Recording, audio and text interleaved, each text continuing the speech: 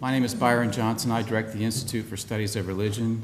Thank you for coming to today's lecture. You are in for a special treat. Stephen Post has been a friend of mine for many years, and we are thrilled that we could talk him into coming to campus to give a lecture today. He's also a good friend of a number of the folks at ISR, including Jeff Levin and Gordon Melton and Rodney Stark. And Steve and I met a long time ago through a mutual friend, David Larson, and a lot of the great work that David Larson did in the Washington, D.C. area. Stephen's vita is massive, and his bio is about as long as most people's CV. So I'm not going to read it to you. It would take me too long. He's a fellow in multiple societies. He builds fantastic centers. He was at Case Western for many years, and he's at Stony Brook now, where he's built a fabulous operation in the School of Medicine. He's at home in so many different disciplines, and so he hasn't met a discipline yet that he hasn't wanted to conquer. And so be it theology and religious studies or ethics, he's one of the top bioethicists in the world. And but I don't want to take any of his time away from the lecture and the Q&A that we'll have toward the end. So would you join me in welcoming Stephen Post?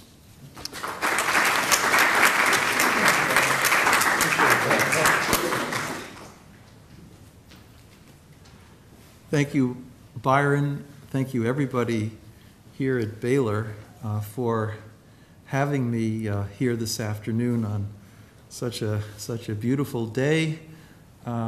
Baylor is a wonderful place, and I'm honored to be here to share a few thoughts. So this is a Norman Rockwell painting. Now, some of you who are a little younger than I am, you may not really know much about Norman Rockwell. He spent most of his time up in Vermont, and then he moved down to Stockbridge, Massachusetts. He painted in the 1940s and 50s primarily, and he caught America in a very special period. A lot of his artwork showed up on the cover of the Saturday Evening Post. No relationship, by the way. And this particular image is the Golden Rule, which in my view, simply stated, far, far surpasses anything that we really have in contemporary ethical theory. It's part of all the great perennial spiritual traditions for good reason. And notice, this isn't the minimalist view of the Golden Rule. You know what that is. Do not do unto others as you would not have them do unto you. That doesn't take too much. For example, I can get home tonight to the Courtyard Marriott here in Waco, and if I haven't elbowed some innocent wayfarer in the ribs, I can feel justified. Fairly minimalistic thinking, wouldn't you say?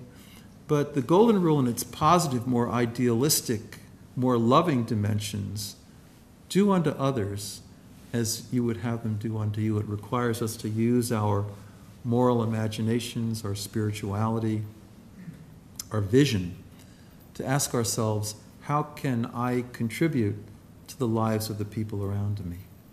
And if you look at this picture, take a gander at some of the details of it. First of all, there are people from every generation here. Old and young, middle-aged. There are men, there are women. There are people from every conceivable ethnic and cultural background. There's the Jewish rabbi. There in the middle, I assume you've got a nice secular existentialist in a blue jean shirt scratching his chin. See? He might have read Jean-Paul Sartre's great work, Being in Nothingness, and maybe he got to that long section called The Look, which tells you whenever anybody is kind to you, watch out because they're just after your wallet or your pocketbook, as the case may be. Well, that kind of very cynical thinking was so much a part of the 20th century.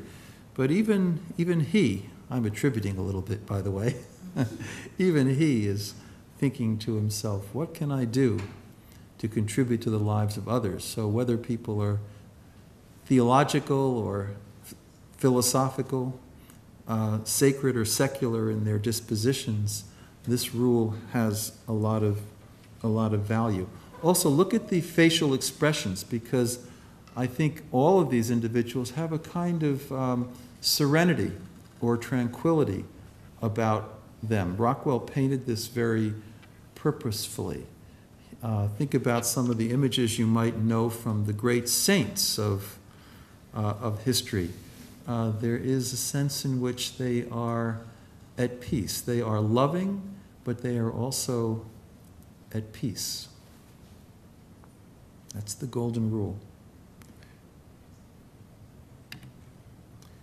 Nowadays, fast forward, Jorge Moll and his colleagues at the National Institutes of Health took people just about like you and me, any age, over 18, into the laboratory. He hooked them up to PET scan devices. He gave them a menu of charities that they might consider contributing to. Your alma mater, your faith community, the Alzheimer's Association, Mended Hearts, who knows what it might be. When an individual has a eureka moment, I'd like to contribute to that organization, they would check a box next to that line item on the menu. And when they did that, a part of their brain would light up. What part of it? Well, the very deeply evolved emotional part of the brain, actually a part of the brain called the mesolimbic system. And that's the part of the brain that's associated with experiences of joy and delight, and that doles out one of the 4 feel-good chemicals, dopamine. So think about that. You're just contemplating, like those people in that Rockwell picture, the possibility of doing unto others, of loving your neighbor as yourself. And there's something going on deep inside. To me, that's good to know. There's a passage in Psalms, those who refresh others will themselves be refreshed. You don't need to let that law of tit-for-tat reciprocity hang over your neck like some sword of Damocles, limiting you in this pay-me-back mentality. Pay it forward, because guess what? The benefits are internal. When I got to Stony Brook after 20 years in Shaker Heights, Ohio, an inner-ring suburb of Cleveland, where I raised a couple of wonderful kids, I got a call from one of the largest managed care systems in the country, United Healthcare. And they wanted to know, okay, is all this business that it's good to be good, that, you know, thinking about others and not just focusing on the problems of the self, that might actually be good for your emotional and physical health? How can we check this out? So we did a national survey, something people at ISR do often. 5,500 Americans 18 and older. Did you volunteer in 2009? This was done in the beginning of 2010, okay? In 2009, so it's looking back a year, did you volunteer? 41% of Americans said, yes, I volunteered. How much did you volunteer? About 100 hours a year, which, give or take, means a couple of hours a week. So not high thresholds of volunteering, but just enough to sort of get you in the spirit of things. And then we asked these questions. Well, did it make you happier?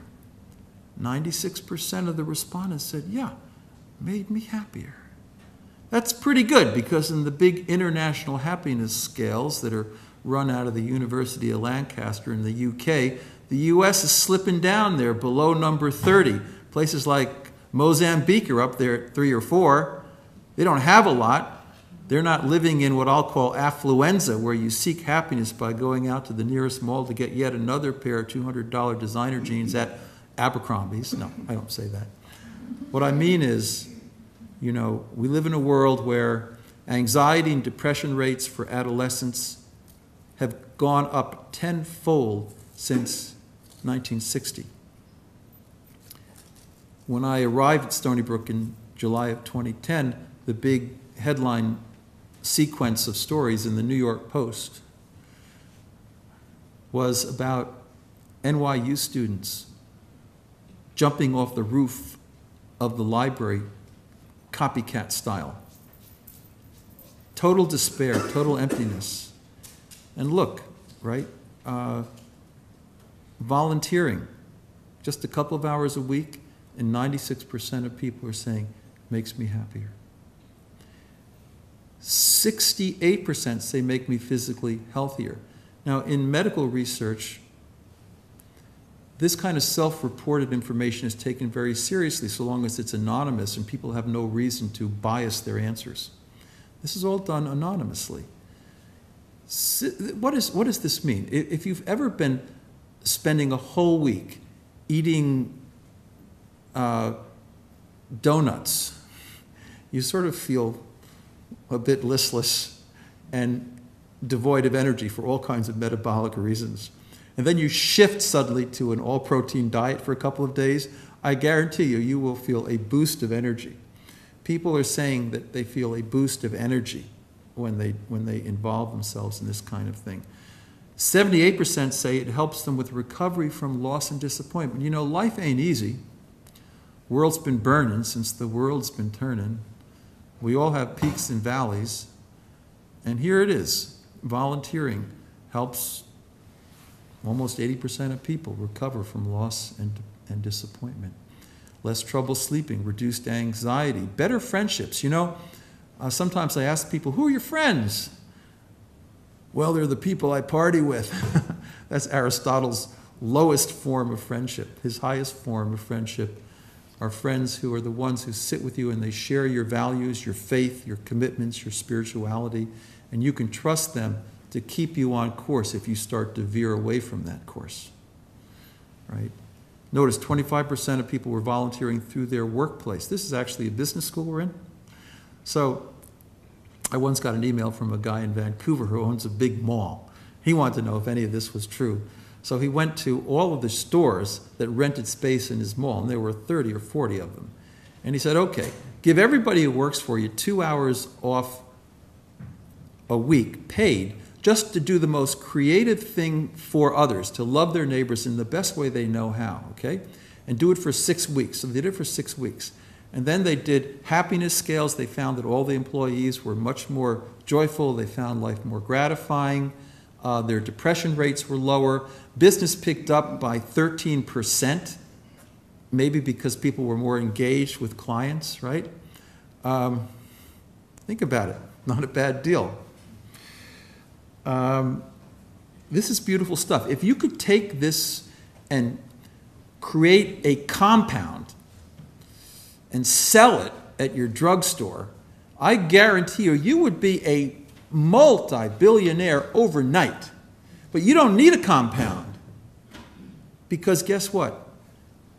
It's not what lies behind you or what lies before you that matters, but what lies within you. And this lies within you.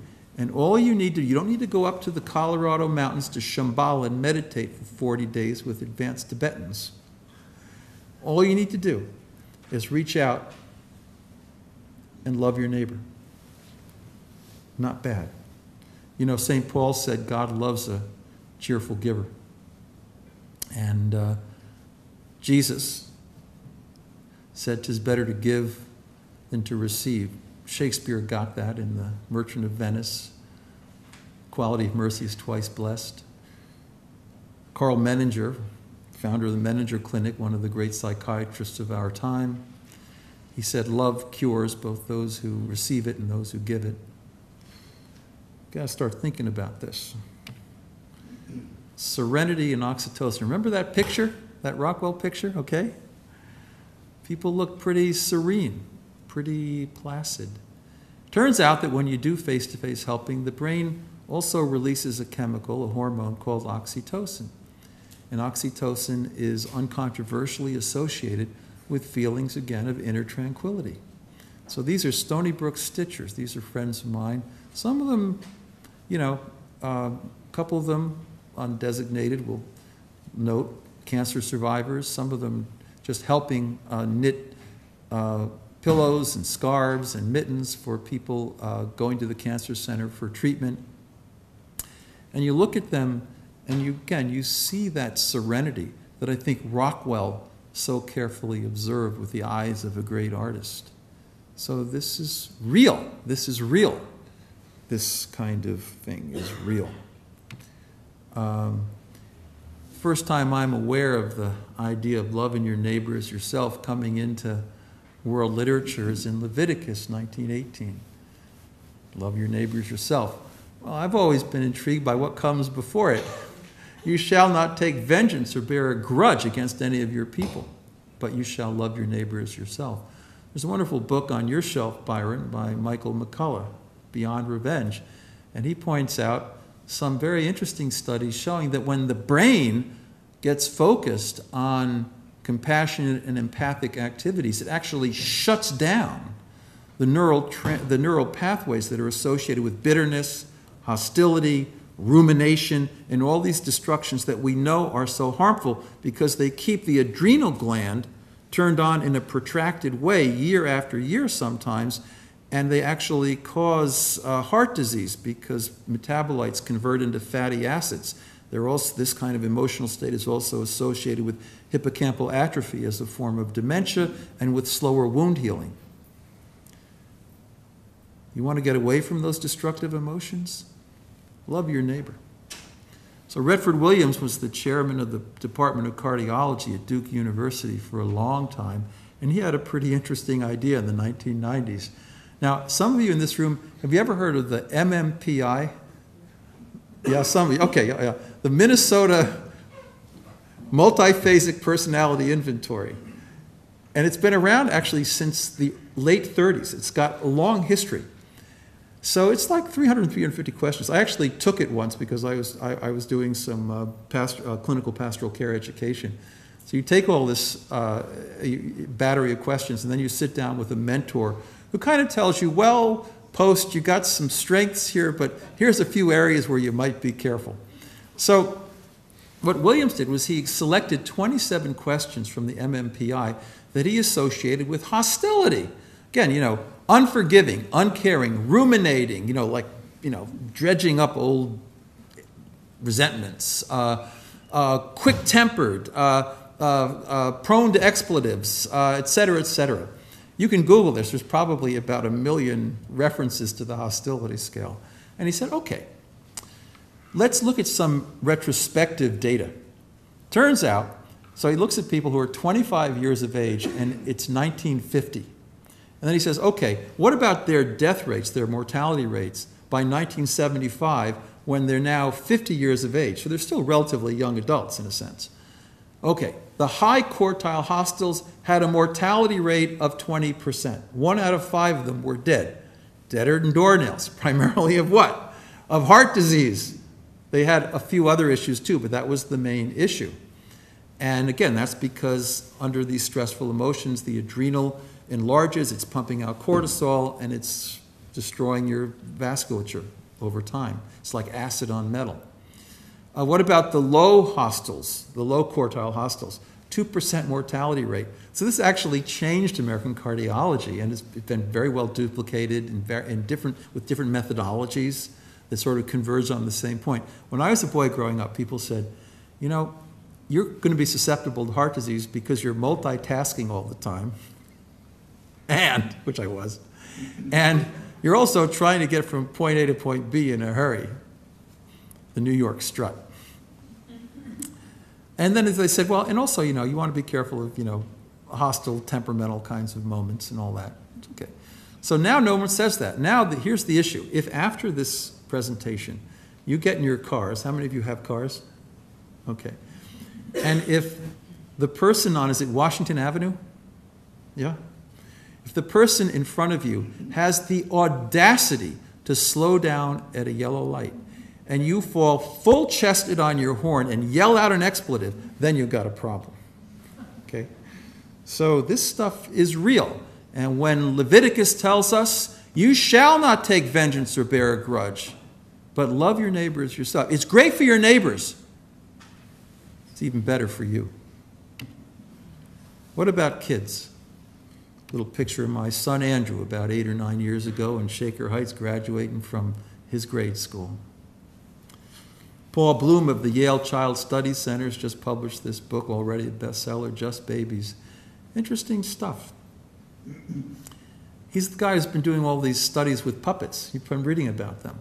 So, you take one pup, you take 300 or 400 toddlers, 12 to 18 months old. You wonder, do they have any kind of sensibility about being good Samaritans? I mean, could this stuff possibly be a bit wired into them? So you got the first puppet, climbs up the incline, gets just about to the top, struggles, for stability, and then slides down. And each puppet is completely different. The first puppets are big, round, purple things with googly eyes. And then there's a next puppet that comes up that follows the first puppet on the next try and just kind of helps that puppet get up to the plateau and gets up himself or herself. And that's a big green square puppet with a big mane. So these things are very distinguishable. That's your good Sam puppet. And then there's a third puppet in skit 3 who comes up, and just as the first puppet is about to get on the plateau, pulls it down. That's Mean Jack. Okay? So then they take these toddlers independently. Okay, so there's no groupthink going on here. And they lay out the 3 puppets in front of them. 92% of the toddlers either reach toward, touch, or strongly gaze at the second puppet, the Good Samaritan. Just Babies, The Origins of Good and Evil. It's there. The question is, what buttons do we push? What role modeling do we do? How do we enculturate our children into a life of neighbor love? So one of the things that I find amazing is this study that goes way back to the University of California at Berkeley, the mid-1920s. They took about 300 preteens, that's another word for a 12-year-old, and they asked them, hey, what makes you tick? What gets you up? And 100 of them say, well, I want to use my gifts to help humanity. I want to use my talents to make a difference in the world. Then they follow these kids every 10 years of their lives, throughout their lives, pretty much. And they do psychological tests, they look at their medical records. Turns out that the 1/3 who had that kind of Samaritan motivation, they have lower levels of heart disease, significantly lower levels of depression. And what's now being looked at with quite a lot of interest is who's still alive, because, hey, they're well into their 90s. Well, turns out that the majority of the ones who are still alive come from the 1/3 who is 10-year-olds or 12-year-olds indicated that they wanted to use their lives to help their neighbors. That doesn't mean that bad things don't happen to good people. That you can't be a wonderfully motivated individual and get a terrible diagnosis at age 24 or get rammed into by a Ram 1500. It can happen. But as a scientific generalization, it's pretty good to be good. What are the models? I don't know. It might just be that people stay out of trouble. It might be that they tend to go into more fruitful areas with regard to career and professional life. There could be a lot of different interpretations for this, but the bottom line is that this kind of behavior provides a protective halo that follows a young person their whole life long. So it's great, be helping your neighbor, but as a byproduct, as an unintended side effect, paradoxically, it also tends to be an awfully healthy way to live. These are the lymph nodes of Stony Brook Medical School. I don't know what they were doing when they were 12 years of age, but I couldn't resist throwing this in. Kind of looks like an old Beatles album called Abbey Road. I took this picture, but anyway, I just think some of them, anyway, some high percentage of them, were fortunate enough probably to have good role models as kids and to be engaged in helping behavior, probably with their families. Because volunteering isn't just good for the individual, it's actually good for families. Now let's talk about alcoholism. Okay, quick picture here. That guy on the right is Bill W., one of the nastiest people living in Brooklyn ever known. Drunk as a skunk every night, narcissistic, treated everybody with foul language and violence, and lost his job as a stock analyst. So he's in Bellevue Hospital in the detox unit, and he sees a light, he says. He sees a light. David Brooks wrote a whole column about this 2 years ago in the New York Times. He sees a light, and it was, in his view, the light of God, the light of Christ, and he never took another drink. And 6 months later, he got his job back. He's doing okay. So they decided to take a risk. They sent him to Akron, Ohio on a business trip to get together with some people who might be investors. Well, it's 1934 and the Depression. The trip didn't work out terribly well. And so Bill W. was in the foyer of the Mayflower Hotel, downtown Akron. He's saying to himself, as he's looking at the bar across the hallway, I'm gonna drink. And then it comes to him, no. So he takes $1 out of his wallet and he walks up to the bartender and he says, give me 20 nickels. The bartender gives him 20 nickels. He goes to the telephone booths in the foyer, and next to the telephone booths is a list on the wall of rabbis and ministers in Akron, and he calls every one of them. To the 19th one, Reverend Tubbs, Presbyterian minister. He says, Reverend Tubbs, I know this is probably the strangest phone call you've ever gotten, but my name's Bill W. and I'm from New York, and I'm an alcoholic. And I know I can't control this. I can't get better unless I can help another alcoholic. So Tubbs says, well, I got just the person for you. Dr. Bob, who was an alcoholic surgeon at Akron General Hospital. So he calls the family matron of a family in Akron that owned Firestone Rubber, who was really interested in the fate of alcoholics. And she got Bill W. and Dr. Bob together in the carriage house of their estate, which is now a national monument to AA. And for 3 days they sat and they figured out the 12 steps, which have saved the lives of more than 40 million people and have done more for alcoholics than any medicine on the face of the earth ever could or ever would or ever will. And they say in AA, our very lives as ex-problem drinkers depend upon our constant thought of others and how we may help their needs. Think about that. It also says we heal on the dual axes of spirituality and altruism.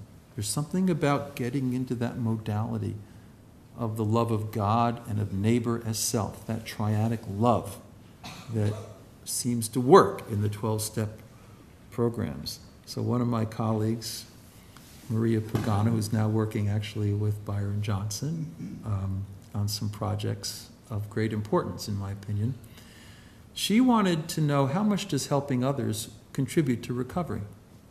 If you go to an AA meeting, anyone ever been to an AA meeting? Just as a visitor or whatever? You know, some of you, you know what it's like. They have open meetings, they invite the public in occasionally to just kind of learn a little bit about it. There's a greeter at the door. There's someone putting out the chairs. There's someone making the coffee. There's someone passing out literature. There's someone giving a testimony, right? They're all doing things positively. That's the 12th step, but it's non-sequential. So as soon as you go into AA, you're 12th stepping, right? And it turns out that alcoholics who are high in their helping activities, if you follow them for 1 year after going dry, 40% of them are still dry. The ones who are not high on 12-stepping have a 22% recovery rate. So headline is, you double the likelihood of recovering from alcoholism if you help other alcoholics. You know, Carl Jung, the great psychiatrist, spoke about the helper therapy principle. This is the helper therapy principle in action. Also, by the way, you saw lower depression rates in individuals who were high helpers. So this is a prescription. This is a clinical prescription, in a sense. And we need to think of it in those ways. Our very lives depend on our constant thought of others. Go back to Rockwell, our constant thought of others. You might be a rabbi, you might be a Hindu, you might be a secular existentialist. Put your mind on what you can do to help others. It's awfully good for you. I had the opportunity to get to know a woman who was once awarded the Templeton Prize. This is Dr. Cicely Saunders. How many of you have heard of hospice? Okay, well, then you may not know, but she invented hospice. She created the first hospice in world history, St. Christopher's Hospice in London, in about 1962. And she actually coined the term. Okay, because in medieval Europe, when you were a traveler and you were going over hill and valley, you needed a place to stay. And that would usually be, you know, some little lean-to area next to a convent or a chapel or whatever it might be. And that was called a hospice. So she used her analogical imagination, and she said, you know, dying is a journey. So she appropriated the word hospice. And she trained over 2,000 leaders of hospices all over the world, including almost every founder of a hospice in the United States. She was phenomenal, right? And she came to a conference we had at MIT on empathy, altruism, and agape love, Christian love, a symposium on science and religion, October 1999. And I was chairing the conference, and I invited her over, and she gave the dinner speech. And she said, I'm 83 years of age, and I get up every morning, and I go to St. Christopher's, and I just do something really menial, like changing bedpans for a while. And then she said, I sit on the ends of the beds of people who are dying. And she said, you know, sometimes when people are dying, they second guess their lives. Oh, if I'd only taken that other path 30 years ago, right? Things would have been different. She sits and listens, and she's non-judgmental. She lets them have their narrative. She doesn't interrupt them. She just respectfully would listen and be present emotionally. And she said, when people are listened to, they feel loved, and they feel that their lives have significance, because she said the greatest problem for people who are dying is that they somehow feel that their life rested on some cosmic mistake. They might not have had a sense that it's love that underlies reality and that reveals itself through Christ and through the lives of so many great people who truly understand the love of God. Not everybody has that, so people wonder, does my life rest on a mistake? And so she's there, and she's affirming people in their journey. And you know, when I was around her, and I got to know her pretty well, she combined a lot of positive psychological assets, or what others might prefer to call fruits of the Spirit. She had an inner freedom about her, a gaiety that was more than happiness. It wasn't just dependent on external circumstances, because she went through so much persecution. People fired guns into her picture window because they thought the idea that someone could die without a tube in every orifice, natural and unnatural, was unethical. Right? So a heroic woman, a joy that was deeper than happiness, a hope that was deeper than optimism, something very profound about her. And if you look at clinicians these days, I know some of you may be planning one day to be doctors or nurses or medical social workers, I hope. A lot of people in these professions indicate that they've lost enthusiasm for their professional lives. The main reason, almost 90%, is because they just don't have the opportunity to connect with their patients empathically. Think about that. Physicians who do connect with their patients have less stress, burnout, substance abuse, suicide attempts. So you see what I'm saying? It's good to be good. It's great for patients, but it's also really great for clinicians. When I think of medical care, there's sort of external care. You know, do it right, get the butterfly needle in my arm once, please, and don't have to repeat that 3 times. There's cognitive empathy, you know, sort of, you know, attentive listening and affirmation. There's also the emotional engagement, affective empathy, which I thought Cicely Saunders had in spades. And there's compassionate care, which is a kind of amplification of empathy under conditions of patient suffering. So my point is that's real good, not just for patients, but for doctors and nurses and social workers. House to the contrary. Depression. So some colleagues of mine did a nice study on widows and widowers, people married for a long time, presumably happily. And here they are, and they're dealing with bereavement. Well, the ones who can report significant informal helping activities in their neighborhoods and their families, they're getting through grief quicker and in a more stable and enduring fashion. So I got a call from some organization on Long Island. I happen to be marooned on an island right now. Asked me if I would do a talk. It was an organization of widows and widowers. They wanted me to do this presentation at their annual meeting. So I said, okay. So I went to some big restaurant with a sort of hotel with a big room and a conference room, and I gave this talk, and it went pretty well. There was a lot of Q&A, and then afterwards, toward the end, some guy stood up in the back of the room, and he said, "Hey, I don't care what you say, buddy. I don't do nothing for nothing." And I knew I wasn't in Cleveland anymore. Point is, you know, don't worry about pay it back, pay it forward. You know, that's the thing. That's why Jesus said, go and do likewise. He said, go and do likewise. That kind of second formulation of the golden rule in his thought. Go and do likewise. Happier communities, the Foresight think tank in England, the 400 highest level British epidemiologists and so forth, they want to know what makes people happier in cities and suburbs and rural areas across the UK. One of the 5 key factors: lowering depression rates, elevating well-being, giving to neighbors and communities. On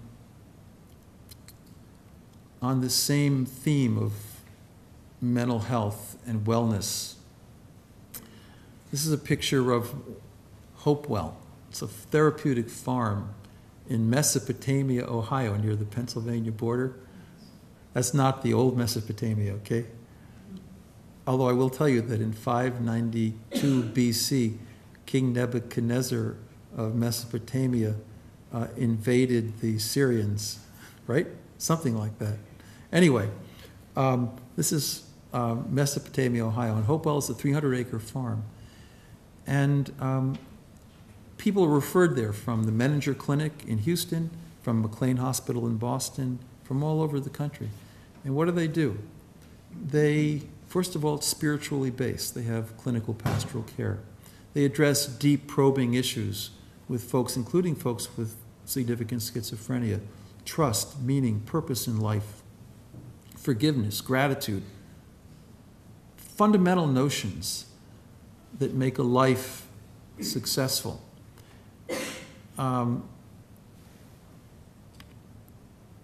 They're near nature, of course.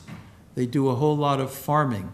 I spent a day with them, with this group, about a month ago, and I went out with them in the early morning to get the eggs out of the chicken coop. I met their little piglets They raise pigs and they harvest these things. They bale the hay, they milk the cows. It was great. They get up in the morning. It's not authoritative. It's just sort of the expectation of the community. When you come into the community, you want to do something to contribute to the lives of others. Again, it's the wounded healer notion. Because I have an experience of mental illness, I can help other people with that condition. Now, they do have a psychiatrist who comes in every couple of weeks and meets everyone, and they do use medications. But it's much more than that. So if you look at their website, acceptance, home, community, nature, spirit, daily routine of benevolent work, healthy diet. Does this sound strange to you? It shouldn't. I'll tell you why in a minute. By the way, in terms of environment, this is a great study. People waking up post-surgically, each group, the controls and the subjects, have a window.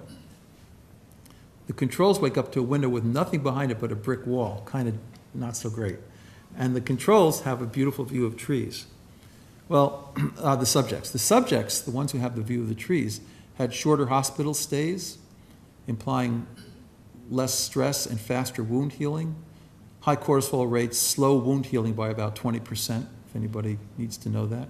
Less pain, probably because they're releasing more endorphins, which are the natural palliative chemicals in the body. Fewer minor complications, better emotional well-being. Not bad. Not bad. And this has been replicated a whole lot. It's actually the first study that begins Esther Sternberg's great magnum opus called Healing Spaces. They got it all going on there. But guess what? This is how American psychiatry began. It wasn't just pushing pills. They didn't have any. So what did they do? You look at all these great asylums on the eastern coast of the United States. They used these values. They were founded by Christians. Friends Hospital in Philadelphia was founded by Thomas Scattergood and Kirkbride, both the co-founders of the American Psychiatric Association. And they believed in this system. They called it moral treatment, healing by living with a moral, ordered existence if treated with kindness, dignity, and respect. And they even hired Olmsted, Frederick Olmsted, who designed the grounds of Central Park in New York City, to design the grounds for these facilities. So they all have 200, 300-acre facilities. Even the Connecticut Asylum, now the Institute for Living, has acres and acres of things going on there. And people go out and they have activities that are meaningful for the community. So this is another good example of that little passage. Those who refresh others will themselves be refreshed. I have a definition of love, by the way. I like the word agape, but sometimes not everybody speaks Greek. Have you noticed? So I struggle with that. I take the definition from a famous psychiatrist who was at the University of Chicago for many years. You should Google this guy, Harry Stack Sullivan. And this is what he said. He said, when the happiness, security, and well-being of another is as real or meaningful to you as your own, you love that person. So think about yourself, looking over the crib of a child, having a quiet moment of companionship with a close friend. Cicely Saunders with a person who's dying. Jean Vanier with a person with cognitive disabilities. People who are called to serve in these constituencies of needful individuals. That's what we're talking about, that kind of love. Not the love of designer shoes or chocolate or something like that. And Harry Stack Sullivan himself was 22 years old. He was in medical school. He had a schizophrenic break. He had to leave medical school. He went back to Vermont, to his little town. And he stayed there for 2 or 3 years. And he found that he could recover because he was doing things. He was in a stable social network. And people helped him figure out what was real and what wasn't. He would ask them, is that person real? Is that person not real? Did you ever see the movie A Beautiful Mind about the Harvard professor? Yeah, you know, Russell Crowe plays John Nash. John Nash goes back to Princeton where he knows the environment. He gets in a familiar set of relationships. They even let him teach, so he's contributing to the lives of others. And guess what? The guy from the Nobel Prize Committee comes up after his class, you know, and taps him on the shoulder and says, I'm from the Nobel Prize Committee. There's a young undergraduate walking out of Nash's class, and he taps her on the shoulder and he says, young lady, would you please tell me, is this gentleman here real? And she says, yeah, So, that was this in action. So I'm trying to make a simple point here. This is great stuff. Patient outcomes. Everybody's talking about a right to health care, Obamacare. Can I just mention that 20% of every health care dollar goes for non-adherence. That is to say, people who aren't following up on their drugs, who aren't following up on treatments, who just aren't taking good care of themselves for a whole variety of reasons. 20% right there, non-adherence to treatment. And when you think about it, for a lot of people in this society, why should I care for myself? I mean, in the great spiritual traditions and Christian tradition, we have a notion of stewardship. I care for my body because my body isn't mine. My body is a gift from God. My life is a gift from God. I use my life for what? To contribute to the lives of others, And therefore, I have a reason to care about myself. Because, personally, if I'm just me, myself, and I, that ain't terribly interesting, right? So that's stewardship. And it's noted in various studies now that the strongest indicator of whether patients will adhere to treatment and take care of themselves is whether they can feel compassionate love from their primary clinician. And you can look at studies now on people managing the epidemic of diabetes.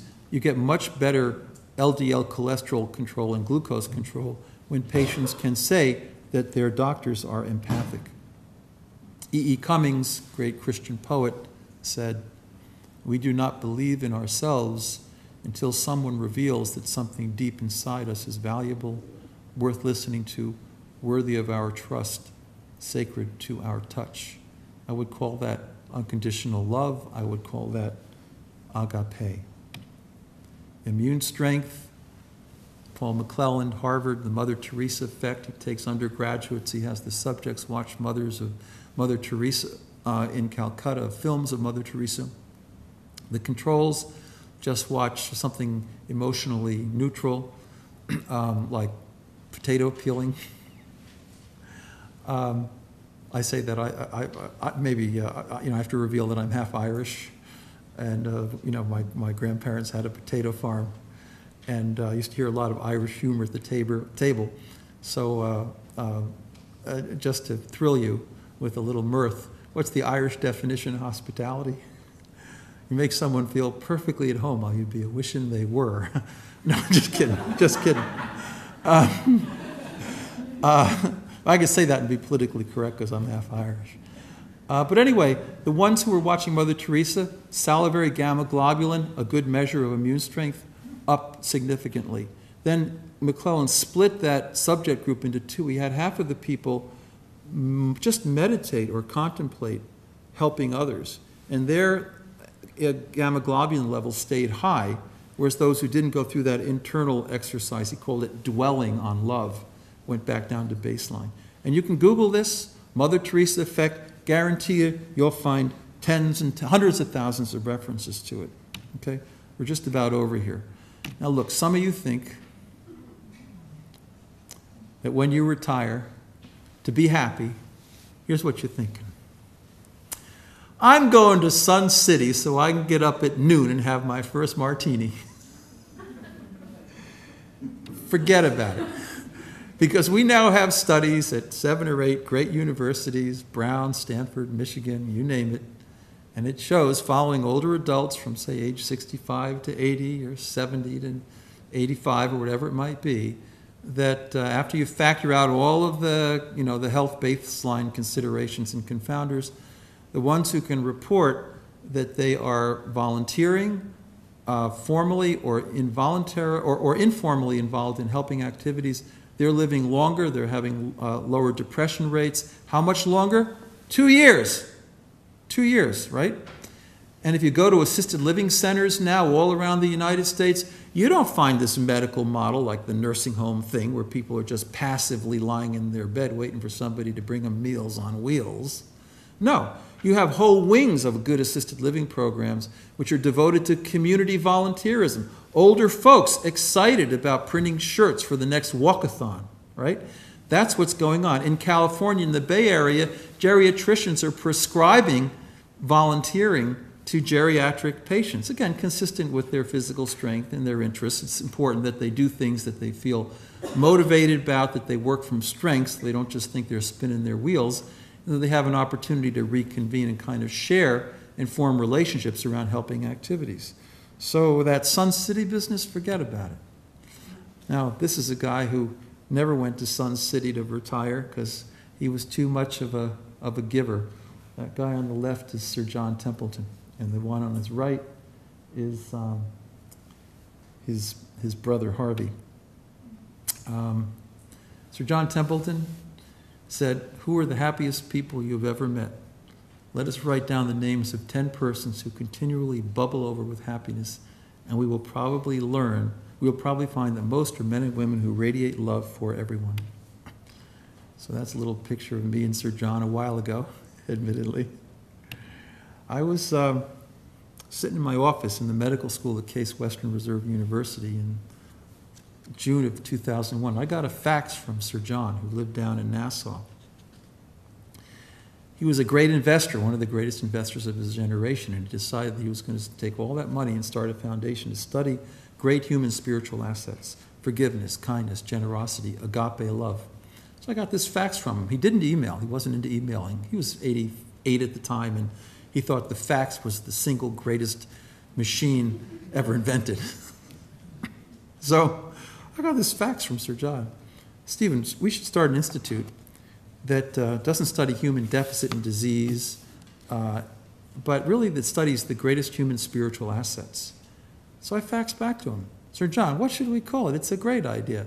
He said, in his fax, "The Institute for Research on Unlimited Love." Now here I'm in Cleveland, around the Cleveland Clinic, Case Western. I've got a lot of research going on, especially on Alzheimer's disease. And I'm thinking to myself, this could be a PR problem. My friends are going to ask me, "Post, what kind of love are we talking about here?" And I'm going to explain it, because I believe in this stuff, but they might not. So I was running a little bit of a risk. So I faxed back to Sir John, maybe we should call it the Institute for Creative Altruism, because altruism is a nice, dry, sciencey, arid, technical thing that couldn't inspire a mole rat. So I sent that back to him, and he faxed back to me. He said, "No, I think unlimited love, $8.9 million. And I think I did what Francis would have done. I faxed back to him immediately. "Sir John, I love that language. It jumps right off the page. Jumps right off the page, you know." And we were able, with Byron's help, Byron assisted us, you know, we funded, 70 or 80 great studies that have really put this discussion on the map in terms of really, you know, for Sir John, unlimited love was agape love, you know, but, you know, he wanted something that was a little more understandable by a wider population.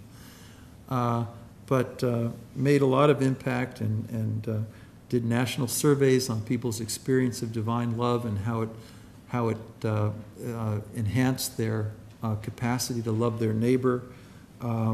We just had a wonderful time with it, and I owe it all to a wonderful man. So I'll just go back to Sir John. Who are the happiest people you've ever met? Most are men and women who radiate love for everyone. Thanks. We got a little time for Q&A.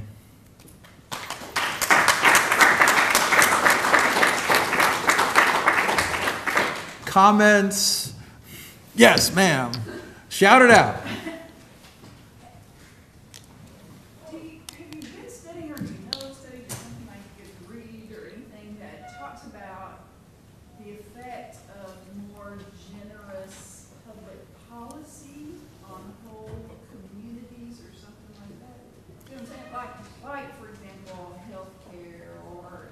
Generous food stamps or benefits or, you know, countries that have.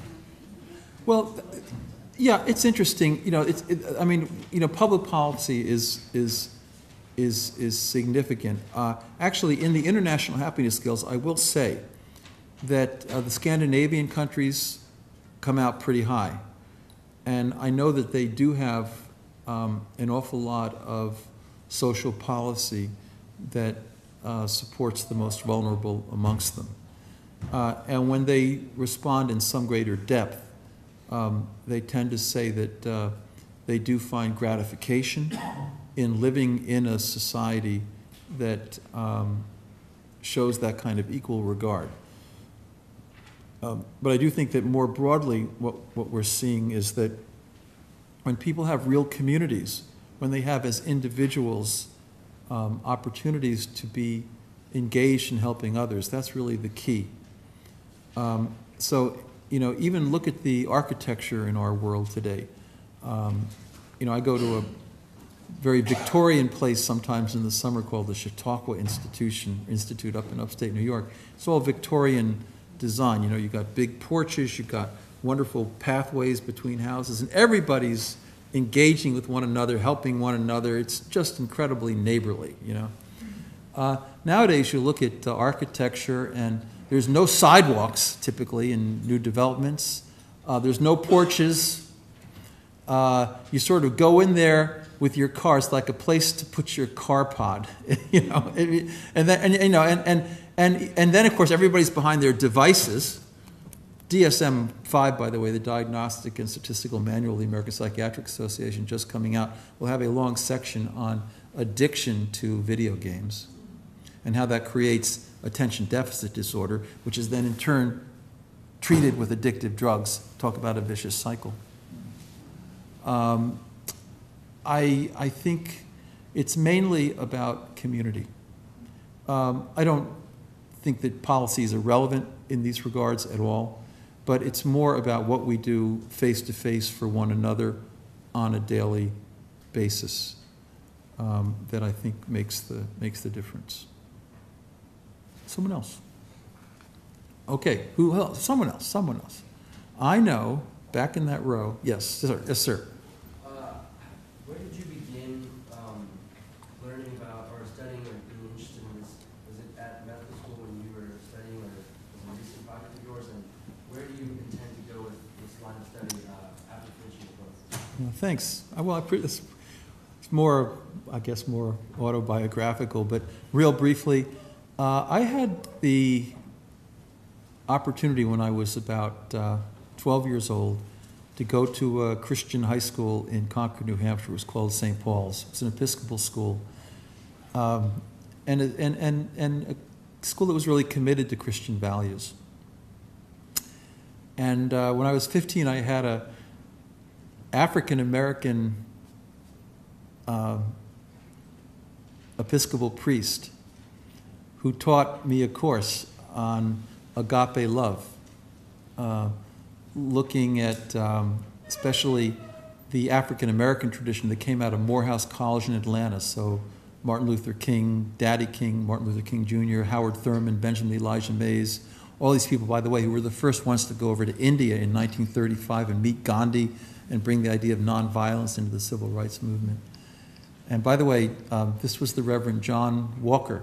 There's now a park in his name in Washington, D.C. He left St. Paul's and he became the dean of the National Cathedral. He was the only African American on the faculty. And so he was very affectionately referred to.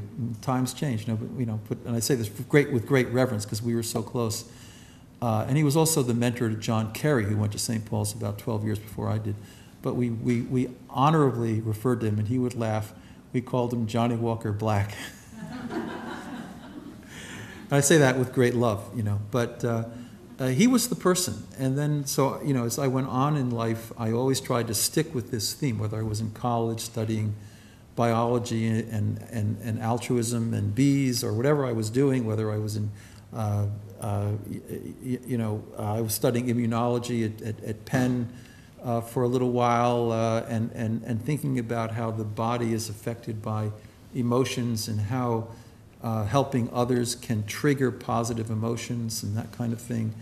And then I went off to the University of Chicago Divinity School, and I decided I wasn't going to be a scientist because I'm not an MD. And I I just studied everything I could about the theology of agape love and studied world religions and then sort of got into the medical humanities there at the end of my period, but have always been committed to this, and I've been very lucky. You know, nobody realizes this sometimes, but we really don't create our lives so much. I think personally that God sends certain people into our lives and we respond to them, hopefully with a lot of devotion and dedication to our tasks, because it's so much a matter of passing the torch. You know, we love, here's a passage that we all need to know, we love because he first loved us. We love because he first, you know, human nature is not terribly pretty. You look at these studies on human compassion, you know, Milgram and the prison experiments out at Stanford. You take good everyday people just like you, give you an opportunity to be bullying, and about 2/3 of you will be pretty quickly under the right circumstances. So human nature is a mixed bag. But we love because he first loved us. I once had a discussion with the Dalai Lama in Sydney, Australia, at the 4th International Conference on Happiness and Its Consequences. And we disagreed a little bit because he said, you know, the only thing that matters, you know, do you become compassionate? That's it. Doesn't matter what you believe. And I said, you know, but my problem is that I look at all the terrible news that's constantly repeated on, you know, every kind of, you know, CNN, Fox, whatever it is. It's just a litany of negative stuff.